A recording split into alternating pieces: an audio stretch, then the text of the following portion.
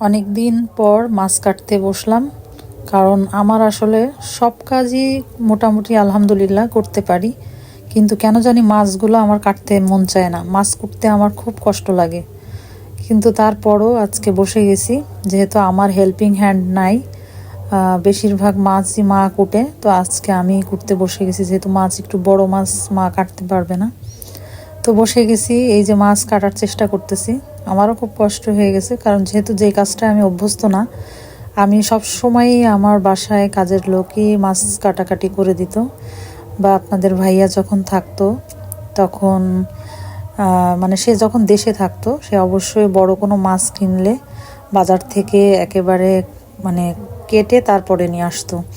আমার শুধু ধুয়ে নিয়ে রান্না করতে হতো, তেমন কোনো কষ্টই হতো না। আর এখন এই যে মাছ কাটতে বসে আসলেই আমার অনেক অসুবিধা হচ্ছিল, অনেক সময়ও লেগে গেছে।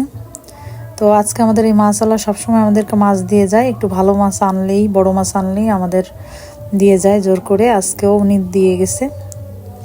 তো এই যে